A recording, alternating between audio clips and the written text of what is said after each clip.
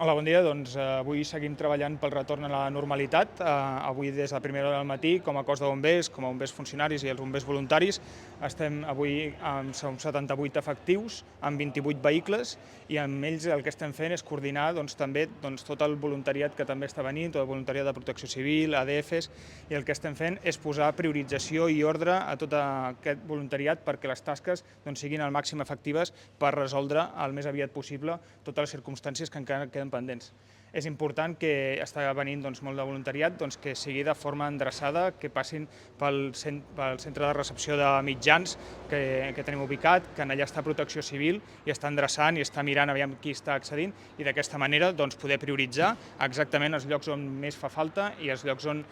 podem ser més efectius tots en conjunt. Un sector en què ja l'estem desprioritzant perquè està bastant resolt, hem avançat molt amb les tasques i hi ha molt poques necessitats. És un sector que agafa Santa Bàrbara, Godall i Freginals. En aquest sector ja no hi estem enviant voluntaris, nosaltres hi mantenim un petit dispositiu de bombers, però realment allà les tasques estan molt avançades i tots els baixos estan netejats i els carrers estan nets. Després hi ha un altre sector, els sectors que són més prioritaris, on estem volcant els recursos, que bàsicament el sector de la Ràpita, en què hi ha 20 voluntaris coordinats per 6 dotacions de bombers, el sector d'Alcanar, on hi ha 45 voluntaris i també estan coordinats per 6 dotacions de bombers, i ara, a més, obrirem un nou sector, que és el sector d'Amposta, perquè a Amposta, a tota la zona dels arrossars, hi havia disseminats de cases, masies aïllades, que ara al baixar l'aigua podem accedir a veure quin és el seu estat i també ajudar en tots els desperfectes que hi hagi hagut. En aquest lloc enviarem, ara hi estem enviant, encara no està obert, però que obrim aquest sector amb 4 dotacions de bombers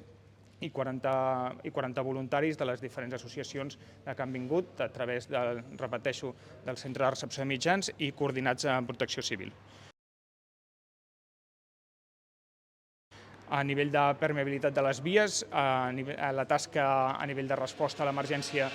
està finalitzada, només queden 3 vies tallades que necessiten d'obra civil i que en aquests moments que quedaran pendents d'arreglar. Les hem dit diverses vegades, la Nacional 340A per l'afectació estructural a un pont, la C12, la Charlie 12, que té problemes molt greus, i també la paral·lela a la Charlie 12, la Tango Víctor 3443, que està completament trencada. Finalment, el que estem treballant també és encara en el restabliment de camins que porten a masies individuals, a masies aïllades i cases disseminades, que són camins que han quedat trencats, en difícil accés. N'hem resolt uns quants, encara ens en queden alguns pendents, sobretot en tenim 3 localitzats a la zona de Freginals, i també ara en Amposta, en aquest sector que estem obrint, també sabem que allà hi ha diverses masies aïllades que és molt probable que tinguin els camins afectats. Llavors estem treballant també amb molta maquinària pesada, estan ubicades tota la maquinària en aquests sectors prioritaris que us estem comentant, i amb aquesta maquinària anem arreglant, coordinant que es vagin arreglant aquests camins com perquè aquestes masies no quedin aïllades.